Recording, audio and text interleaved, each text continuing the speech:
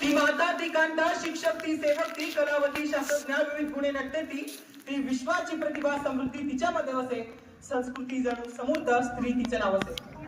प्रथमतः माझ्या माते समान सर्व शिक्षिकांना आणि माझ्या सर्व भगिनींना बालिका दिनाच्या हार्दिक शुभेच्छा. नमस्कार, मी राजवीर कल्पना कैलास करावे, इयत्ता 11वी सायन्सचा विद्यार्थी. आज क्रांतीज्योती सावित्रीबाई फुले यांची जयंती आहे. त्यानिमित्त माझं थोडक्यात मनोगत सादर करतो, कारण मला नाही वाटत की मला जास्त काही माहिती सांगण्याची गरज आहे, कारण अगोदरच माझ्या सर्व भगिनींनी आणि बंधूंनी खूप छान प्रकारे माहिती सादर केली आणि हे नाटक तर मला खूप आवडलं म्हटलं. या निमित्त मी माझं थोडक्यात मनोगत सादर करतोय. रूढी परंपरेच्या अंधारातून बाहेर काढून तुमचं आमचं आयुष्य सुफल व सफल करणारी ज्ञानज्योती क्रांतीज्योती सावित्रीबाई फुले यांचा आजच्याच दिवशी जन्म झाला होता. खर तर सावित्रीबाईंनी सर्वात महान कार्य जर कोणतं केलं असेल तर त्या स्त्रियांना साक्षर बनवण्याचे. त्या काळी स्त्रियांना शिक्षणाचा अधिकार नव्हता. आता प्रश्न असा येतो, त्या काळी स्त्रियांना शिक्षणाचा अधिकार का नव्हता? कारण त्या काळातील कर्मठ लोकांना माहित होतं, जरी आपल्या शिकून सपल्या झाल्या तरी या कर्मठ लोकांचा तबला वाजवल्याशिवाय राहणार नाही. त्यामुळे स्त्रियांना शिक्षणाचा अधिकार. सावित्रीबाईंच्या कपाळावरती जो आडवा टिळा आहे ना, तो टिळाचा मला सांगतो, उभ्या व्यवस्थेला सुद्धा आडवी काढणारी स्त्री म्हणजे सावित्री. एवढी ताकद या सावित्री मातेमध्ये.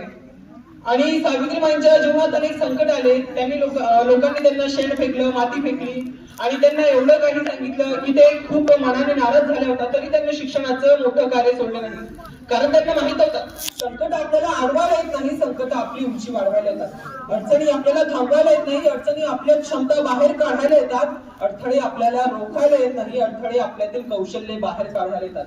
म्हणून सावित्रीबाईंनी संकटांना संधी समजून त्या संधीचं सोनं केलं. आणि शेवटी प्लेग रोग यांची सेवा करत असताना त्यांनी अखेरचा श्वास घेतला. तरी त्यांचे विचार आजपर्यंत आपल्यात रुजून आहे. आणि शेवटी मी कविवर्य दुष्यंत कुमार यांची छोटीशी कविता सादर करतो आणि माझ्या मनोगतास विराम देतो. हो रही है पीर पर्वत सी पिघलनी चाहिए, हो रही है पीर पर्वत सी पिघलनी चाहिए, इस हिमालय से कोई गंगा निकलनी चाहिए. सिर्फ हंगामा खड़ा मेरा मकसद नहीं, सिर्फ हंगामा खड़ा करना मेरा मकसद नहीं, मेरी कोशिश है कि सूरत बदलनी चाहिए. हर नगर में, हर शहर में, हर गली, हर गांव में, हर नगर में, हर शहर में, हर गली, हर गांव में हाथ लहराते हुए हर लाश चलनी चाहिए. सिर्फ हंगामा खड़ा करना मेरा मकसद नहीं, मेरी कोशिश है कि सूरत बदलनी चाहिए, सूरत बदलनी चाहिए. जय हिंद, जय महाराष्ट्र, जय ज्योती, जय क्रांती, जय संविधान. धन्यवाद. सावित्रीबाई ज्योतिराव फुले असे होते. जर त्या सावित्री माऊलीने स्त्री शिक्षणाची सुरुवात नसती केली, जर त्या सावित्री माऊलीने स्त्री शिक्षणाची सुरुवात नसती केली तर आज मला इथं बोलण्याची संधी मिळाली नसती. एका दवाखान्यात महिला डॉक्टर नसते, स्त्री या शाळेत आज आपल्याला स्त्रिया ह्या शिक्षिका नसत्या दिसल्या. सावित्रीबाई यांनी कठोर प्रयत्न केले तेव्हा आज स्त्रिया शिकताय. पण आपल्याला भारतामध्ये सावित्रीबाई यांनी 100% स्त्रियांना शिकण्याचं योगदान मिळवून दिलंय. कठोर प्रयत्न केले पण भारतामध्ये पूर्णपणे 100% स्त्रिया शिकताय का? तर नाही, 60% शिकताय. पण बाकी 40%चं काय, हा प्रश्न उभा राहतो. या प्रश्नाची उत्तर असे की एक शेतकरी बाप शेतामध्ये कष्ट करतो आणि पैसे कमवतोय. तिथं त्याची मुलगी शाळेत किंवा कॉलेजमध्ये मोबाईलमध्ये सेल्फी घेताना आपल्या मैत्रिणीला काय म्हणते, अगं पोस्ट चेंज कर. ही आहे खरी परिस्थिती. सावित्रीबाई फुले यांचा जन्म 3 जानेवारी 1831 रोजी सातारा जिल्ह्यातील नायगाव या गावी झाला. इसवी सन 1839 मध्ये त्यांचा विवाह ज्योतिराव फुले यांची झाला. ज्या काळी विवाह झाला त्या काळी त्यांचे वय 9 वर्षाचे होते. पण 9 वर्षाच्या वयात संसारासोबत शिक्षण घेणे काही सोपे नव्हते. बालविवाह, एका काळी 9 वर्षाच्या मुलीचं लग्न करून दिलं जात होतं. स्त्री फक्त चूल आणि मूल यापर्यंत सीमित होती. पण सावित्रीबाईंनी त्या बदलून आज स्त्रीला स्वतंत्र बनवलेलं आहे. सावित्रीबाईमुळे प्रत्येक स्त्रीला शिकण्याचा अधिकार मिळतोय. सावित्रीबाई फुले यांच्या आईचे नाव लक्ष्मीबाई तर वडिलांचे नाव हे कोंडोजी नरसी पाटील होते. आणि सावित्रीबाई या भारताच्या पहिल्या मुख्याध्यापिका व पहिल्या शिक्षिका होत्या.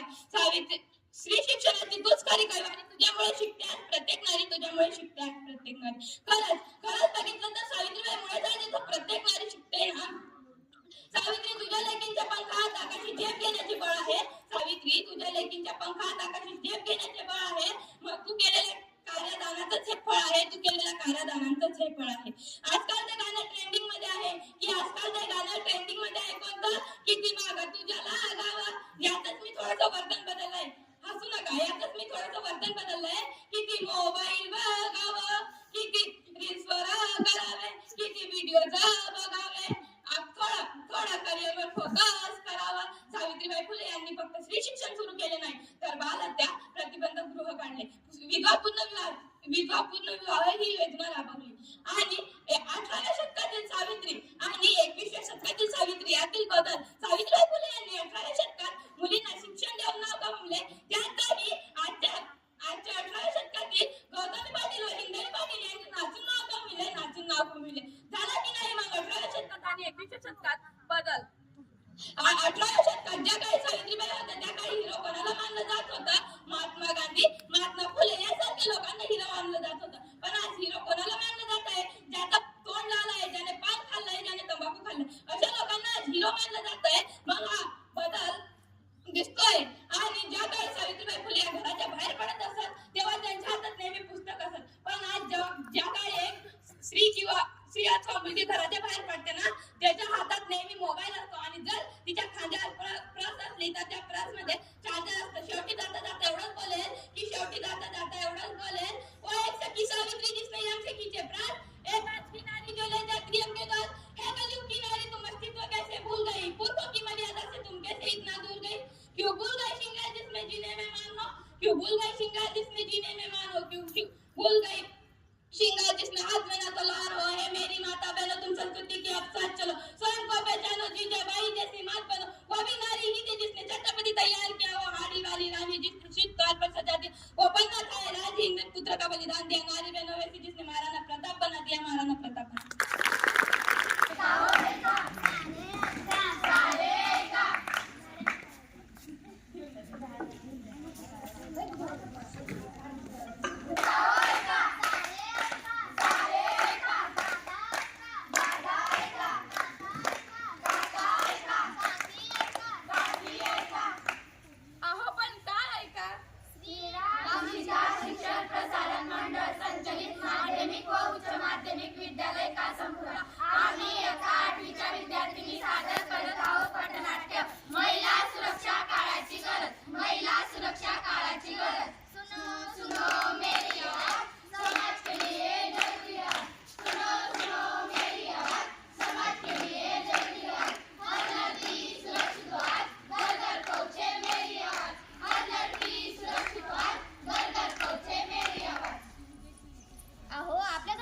सुरक्षित आधी या नाटकाची काय गरज? तुम्ही आधी हे ऐका. आजच्या बातम्या. कोलकाता येथे आर्जिकल मेडिकल कॉलेज व हॉस्पिटल मधील प्रशिक्षित महिलेवर बलात्कार व तिची हत्या. बदलापूर येथे लैंगिक प्रकरण शाळेत सफाई कर्मचाऱ्यांनी केले 2 चिमुकड्या मुलींचे शोषण. पाहिला याच कारणाने आपल्याला हे पथनाट्य पाहिजे आहे. खूप लढी हो मर्दानी हो झांसी वाली रानी की, झांसी वाली रानी की हो झांसी वाली रानी की. खूप लढी हो मर्दानी हो झांसी वाली रानी की, झांसी वाली रानी की हो झांसी वाली रानी की. झाशीची राणी तर आपण सगळ्यांनी पाहिली. पाहूया आजची राणी व तिची असुरक्षित कहाणी. प्रसंग 1.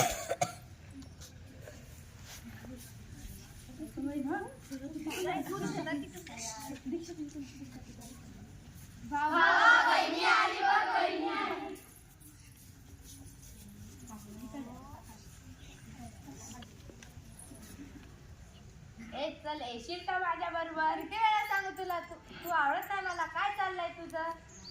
भावा, तिने तुला सगळ्या कॉलेजसमोर मारलं आणि तुझी इज्जतही घालून. ती तुझी नाही तर कोणाचीच झाली नाही पाहिजे. खूप गर्व आहे तिला.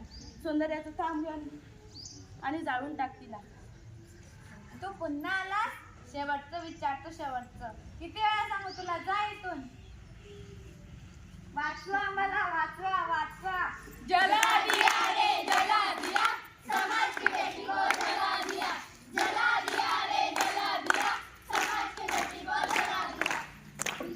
अहो, मुलगी जडते भर दिवसा, मुलगी जड पडते भर दिवसा. हे तोंड समाजात जाऊया, त्यापेक्षा मी या समाजातून निघलेली परी.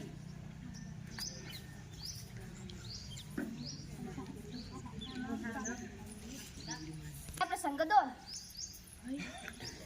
इचलकरंजीची गाडी निघाली, इचलकरंजीची गाडी निघाले, कधी इकडे वळाली, कधी तिकडे वळाली, कधी इकडे वळाली, कधी तिकडे वळाली. इचलकरंजीची गाडी निघाली, इचलकरंजीची गाडी निघाली. तुम्ही जरा व्यवस्थित नाही थांबू शकत का? केव्हाची बघताय, कधी इकडे पडताय तर कधी तिकडे. अहो मॅडम, बस मध्ये कुठे चालते?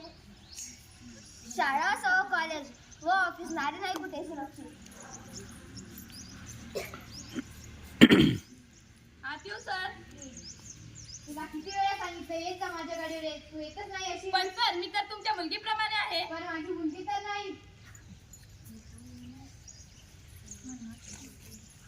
अहो, महिलांचा जो करेल माझ्या समाजात तो पशु असेल. असं काय करताय माझ्या समोर या समाजात? मी काय गुन्हा केलाय? मी तर कोणताच गुन्हा केला नाही. तू मुलगी आहेस, मुलगा नाही. तू मुलगी आहेस, मुलगा नाही. दूसरों की बेटियों का सम्मान ना कर पाए हो, दूसरी बेटी बहन का मान ना रख पाए हो. दूसरों की बेटियों का सम्मान ना कर पाए हो, दूसरी बेटी बहन का मान ना रख पाए हो. बस झालं, आता किती दिवस सहन करणार? आपण यावर काही पाऊल उचललं पाहिजे. काहीतरी स्वतःचं संरक्षण स्वतः करायला शिकला पाहिजे. नाही तिला चार बंद करा अत्याचार, नाही तिला चार बंद करा अत्याचार. अशा कितीतरी नागस मुली नराधमाच्या बळी पडल्या. त्याच असुरक्षिततेमुळे लोकांना या मुलींना अशा झाल्या आहेत. त्याचं कारण म्हणजेच मुलींना मारून टाकायचं. अहो, मुलीला जन्माला घाला आणि तिला शुद्ध सक्षम बनवा. पहायची आहेस एक धाडसी वागिरी. आपण बघूया गिरीनंदन नाटक.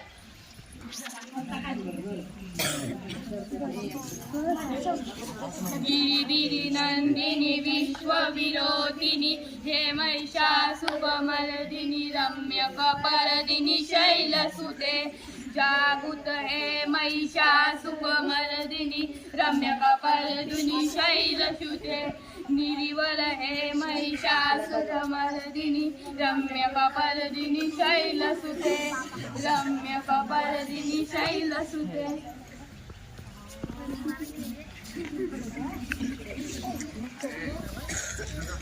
प्रशंसा. एका वेळी मुलांना शिकवू नका, पण ती स्वतःची सुरक्षा स्वतः करायला शिकवा. जुडो, कराटे यासारख्या गोष्टी शिकवा आणि धीट बनवा.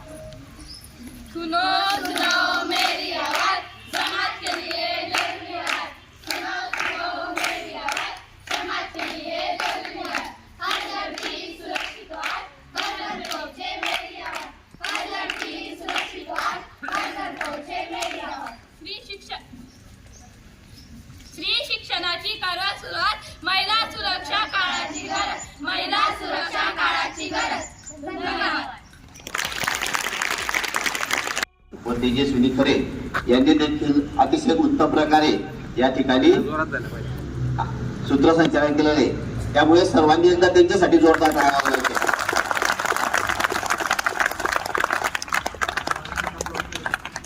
आपण काही दिवसांपूर्वी गणित व विज्ञान प्रदर्शन आपल्या शाळेमध्ये भरवलेलं होतं. अतिशय कमी वेळ जर तुम्हाला दिला तरी देखील तुम्ही अतिशय उत्तम प्रकारे प्रोजेक्ट या ठिकाणी तयार करून आणले. त्या गणित व विज्ञान प्रदर्शनामध्ये जेवढे विद्यार्थी सहभागी झाले होते त्या सर्व विद्यार्थ्यांना आपण आज प्रमाणपत्र वाटप करणार आहोत. मी माझ्या सर्व सहकारी शिक्षक बंधू भगिनींना स्टेजवर येण्याची विनंती करतो.